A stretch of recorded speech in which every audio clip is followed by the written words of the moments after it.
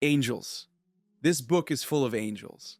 In the world you and I live in, it is a world teeming with angels. If God were to reveal to you what he revealed to Jacob, where he saw a stairway resting on the earth, with its top reaching to heaven, and the angels of God ascending and descending on it, you could not deny their existence. These transcendent beings were specifically created by God to serve and worship him.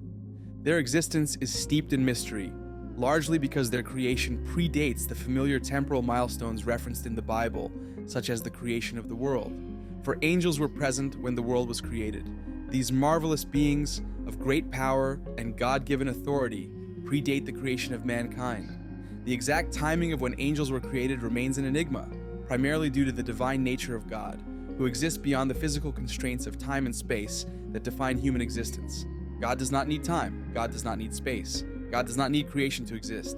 He does not need a place. He does not need anything. Yet, he has existed from everlasting to everlasting. You and I, mortal beings, need a place. You need air to breathe. You and I need creation to sit and to walk. We are constrained to this physical realm of time and space to exist. But God is beyond that, far beyond that. And for this reason, it is foolishness to expect an eternal God who exists in a realm beyond to be fully understood by the human mind. So, to understand when angels were created is difficult, for God operates in a completely different realm from you and I. 2 Peter, chapter 3, verse 8. With the Lord, a day is like 1,000 years, and 1,000 years are like a day. This statement highlights the atemporal aspect of God's existence, suggesting that angels too might have been created outside our linear understanding of time. While the Bible does not specify when angels were created in relation to the events of Genesis chapters 1 and 2, there is an indication that they were present at the creation of the earth. This is supported by passages in Job chapter 38, verses 4 to 7, where angels are depicted as rejoicing over God's creative acts. The presence of angels during these foundational moments of the universe emphasizes their integral role in the divine order and their existence as beings created to glorify God. Job chapter 38, verse 4 to 7. Where wast thou when I laid the foundations of the earth? Declare, if thou hast understanding. Who hath laid the measures thereof, if thou knowest? Or who hath stretched the line upon it? Whereupon are the foundations thereof fastened? Or who laid the cornerstone thereof? When the morning stars sang together, and all the sons of God shouted for joy. The Bible further describes angels in the book of Revelation, where they are seen worshiping around God's throne in vast numbers, indicating their primary purpose as beings of worship. Revelation chapter 5, verses 11-14. The depiction of countless angels singing praises and worshiping God suggests that their creation occurred long before many significant biblical events, such as the fall of humanity and the establishment of earthly paradise like the Garden of Eden. It is within these passages that we also glean insights into the hierarchy and varied roles of angels, from messengers and warriors to guardians and worship leaders, each fulfilling divine mandates. Moreover, angels are acknowledged not only for their roles in the heavens, but also for their interactions with the human world. From the guardian angels assigned to believers to the archangels like Michael and Gabriel, who play pivotal roles in key biblical narratives, angels bridge the celestial and the earthly. This connection is evident in numerous biblical stories, such as Gabriel's annunciation to Mary and Michael's battles in spiritual realms, which reflect the ongoing cosmic battle between good and evil. In the end times, the days in which we live, we see that Michael the archangel plays a prominent role. Daniel 12, verse 1. And at that time shall Michael stand up, the great prince which standeth for the children of thy people. And there shall be a time of trouble, such as never was since there was a nation even to that same time. And at that time thy people shall be delivered, every one that shall be found written in the book. Michael the archangel is frequently depicted as a formidable figure in spiritual warfare, embodying the role of a protector and a warrior. Beyond his duties in celestial battles, Michael holds a distinct position as the guardian of Israel. God specifically appointed Michael to watch over the nation, safeguarding it against adversaries and ensuring its protection. This role highlights his significance not only as a warrior, but also as a protector of an entire people. His vigilant presence and dedication serve as a reminder of the protective grace that envelops Israel under his watchful eyes. It is also crucial to consider the theological implications of angels' existence prior to key events like the fall from grace of Lucifer, one of the most high-ranking angels who became Satan. This narrative underscores the presence of free will and moral choice within the angelic beings, further enriching the complex theology surrounding their creation and existence. There are a lot of myths surrounding angels. This is mainly due to the fact that a lot of these myths that surround angels are propagated by the media, films, TV series, novels, and so on. However, it is important that we know the truth regarding angels and how they have an active role in your life. This book is a book full of angels. Over 250 times in this Bible are angels referred to in the Bible. Right from the book of the beginnings, Genesis, to the very last book in the Bible, the book of Revelation, angels are seen, moving, acting, stopping, fighting, protecting, delivering. And to ignore the reality of angels would be foolish. They play a real and an active role in the Bible and the life of believers. And if you look at the life of Jesus, at the very life of Jesus, can be seen in his life. Looking through scriptures, we see instances of the phrases, quote, the Lord of hosts, or quote, a multitude of the heavenly. Have you ever stopped to think about who are the hosts of heaven? It is the angel army of God. Do you know God has an army, hosts of angels, angels we have never seen or heard? Can you imagine what the army of God looks like? Just imagine the incredible power of the army of God. One of God's names is, quote, Lord of hosts, which occurs often in the Old Testament. In Hebrew, it is Yahweh Sabaoth, meaning, quote, Lord of the heavenly armies, or, quote, God of the heavenly hosts. The NIV translates the name as, quote, Lord Almighty. Matthew chapter 26, verses 47 through 54. And while he yet spake, lo, Judas, one of the 12, came, and with him a great multitude with swords and staves, from the chief priests and elders of the people. Now he that betrayed him gave them a sign, saying, Whomsoever I shall kiss, that same is he. Hold him fast. And forthwith he came to Jesus, and said, Hail, Master, and kissed him. And Jesus said unto him, Friend, wherefore art thou come? Then came they, and laid hands on Jesus, and took him. And behold, one of them which were with Jesus stretched out his hand, and drew his sword, and struck a servant of the high priest's, and smote off his ear.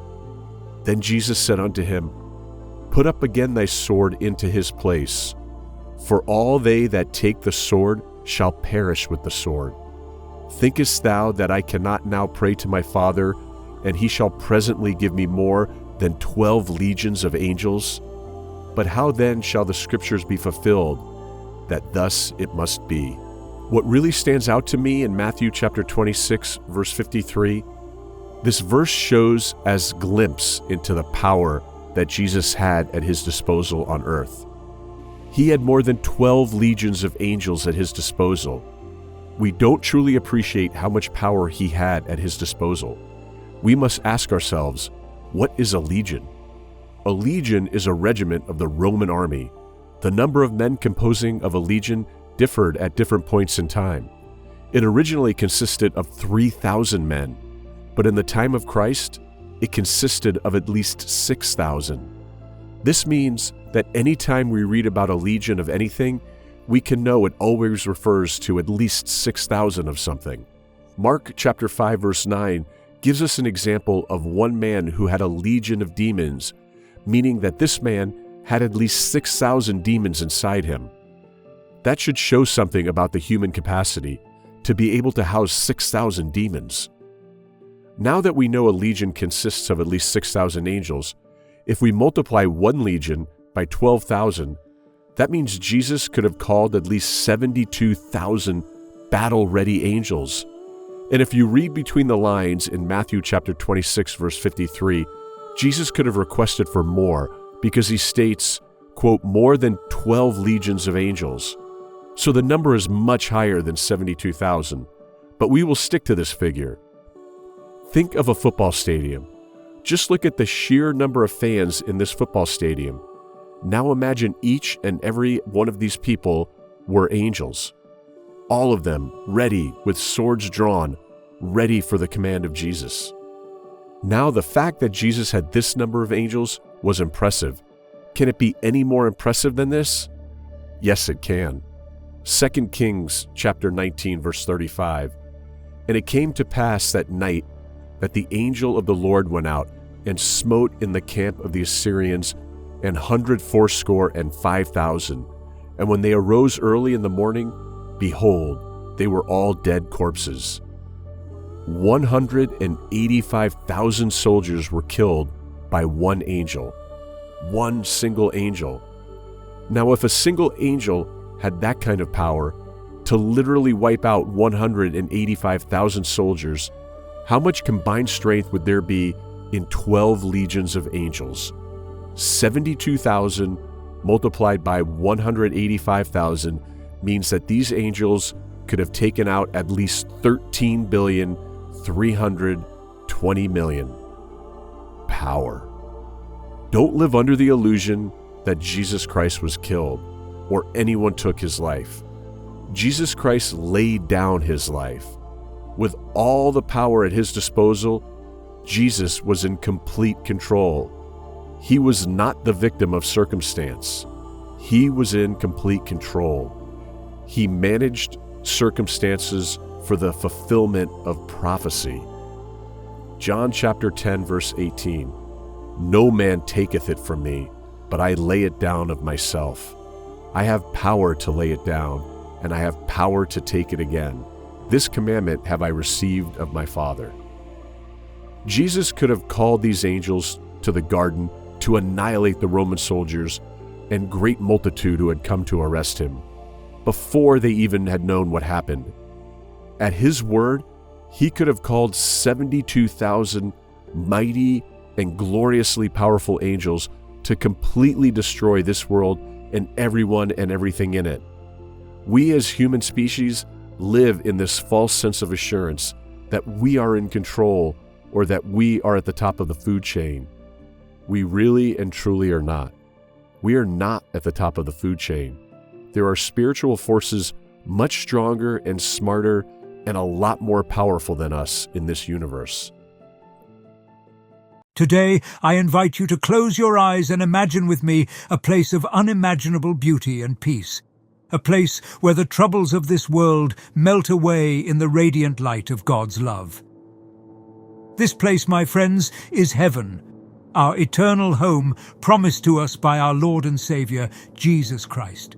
Imagine walking along streets paved with gold, so pure and clear that it is like transparent glass. There, the gates never close, for there is no night, and the glory of God illuminates everything with a warmth and brightness that never fades.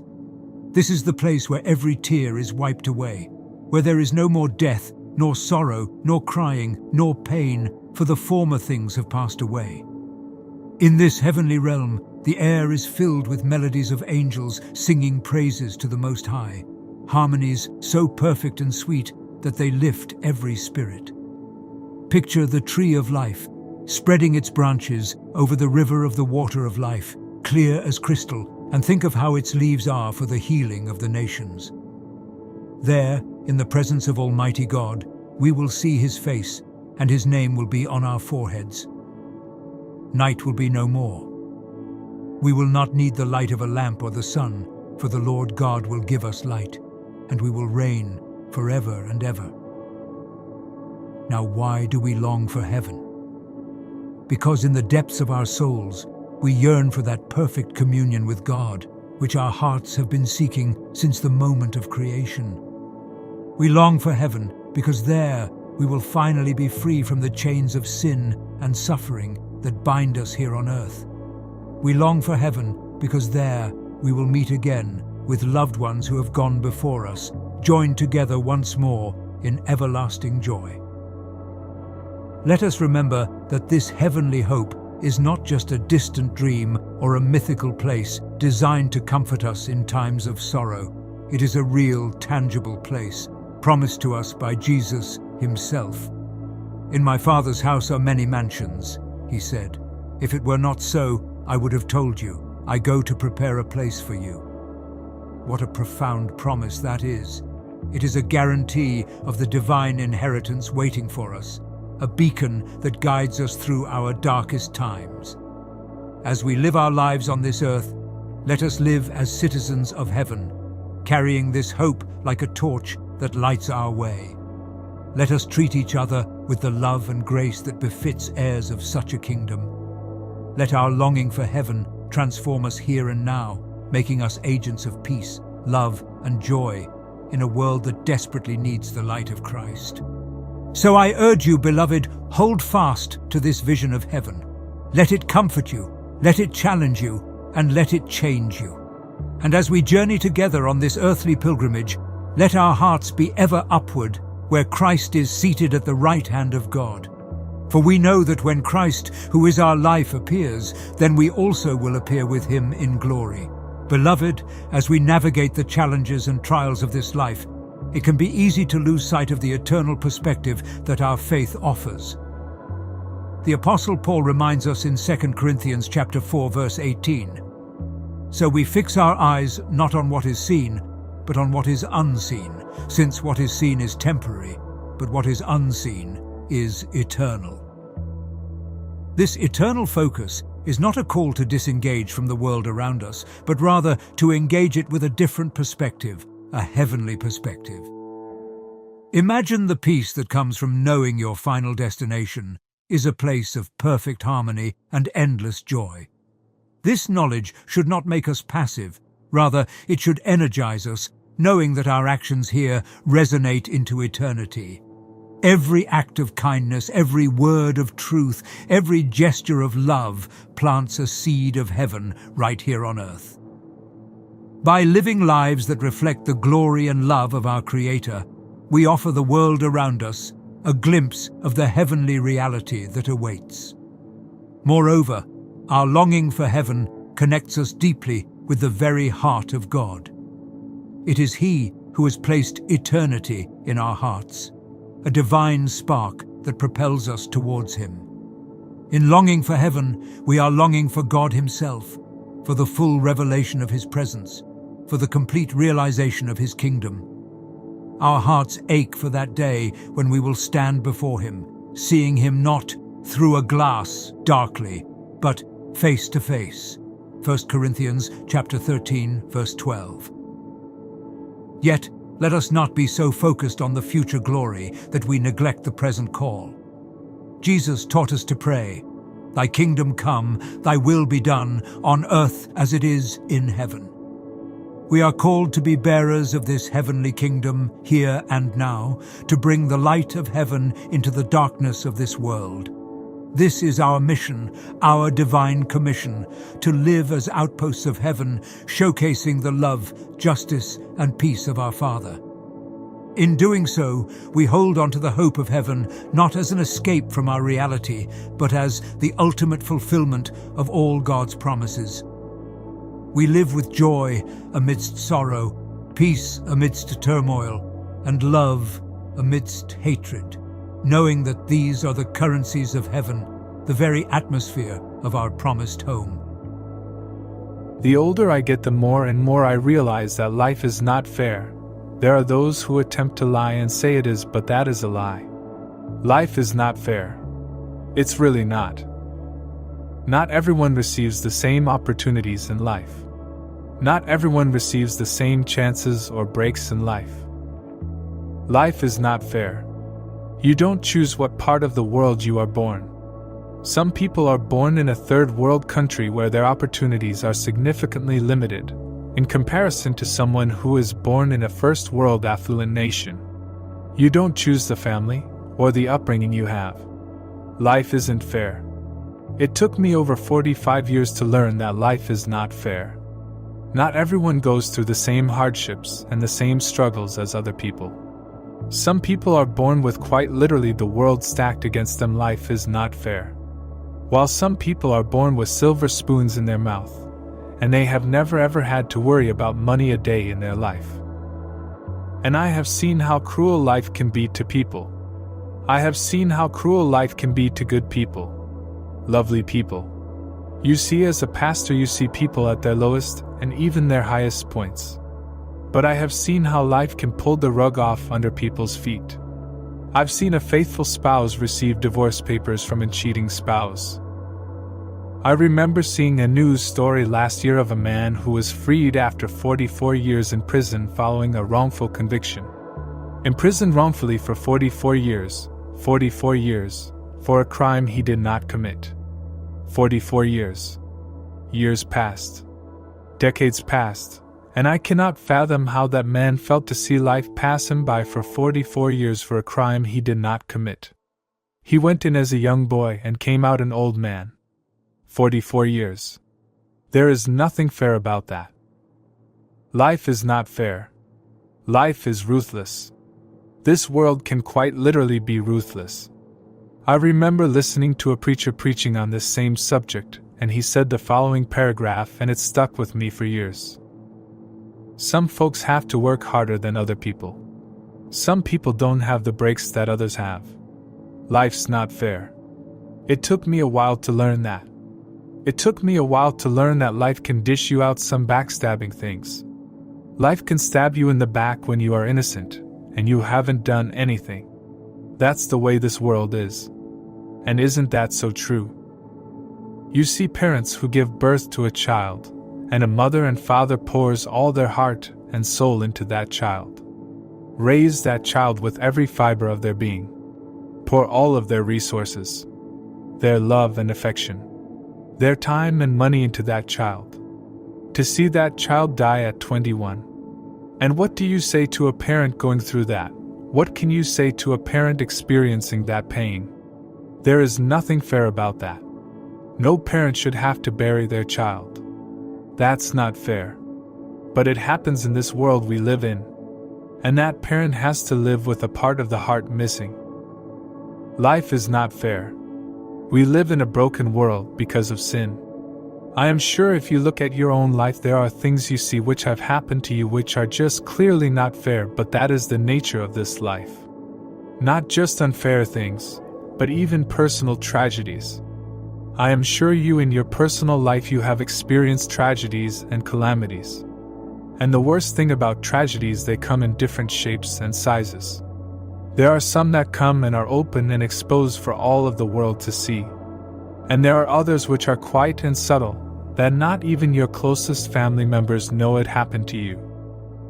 And the sad reality is right now, as I am preaching this message, there are some people who are living in fear. Living in fear that something bad is going to happen to me. It's been too long with nothing bad happening to me. Things are going too well right now, something bad has to happen. Now, thank God, that this unfair world is not going to last forever. This world that is full of tragedy is not going to last forever. How does that make you feel, knowing that you as a born-again believer are going to a place where there is no unfairness, where the ruler is a just God, who loves you, cares for you so much so, that he was willing to send his only begotten Son to die for you? Heaven. This is one of the biggest mistakes we make as Christians. We don't think enough about heaven. No, we don't. Heaven for a lot of believers is an afterthought. Heaven for some believers is something they are not even looking forward to. My friend, I am telling you, heaven will be so amazing. All the unfair things that happen here in this world do not exist in heaven. All the tragedies that exist here on earth don't exist in heaven. I want you to look forward to heaven. Look forward to it. Welcome it. Just imagine a place where there are no worries, no wars, no jealousy, no lust, no sin, no heartbreak, no pain, no aging. You won't grow old. You won't ever get sick. You won't ever lose a loved one. No sickness, no hospital, no doctors, No dentist, or afflictions, or death, or injustices and loss. What are you worried about right now? What are you stressed about right now? What are you losing sleep over tonight? Whatever it is, it won't exist in heaven. Imagine a life where you will never have to worry. A life where you never get stressed. Your mind can't fathom that type of life, but that is what waits for a believer.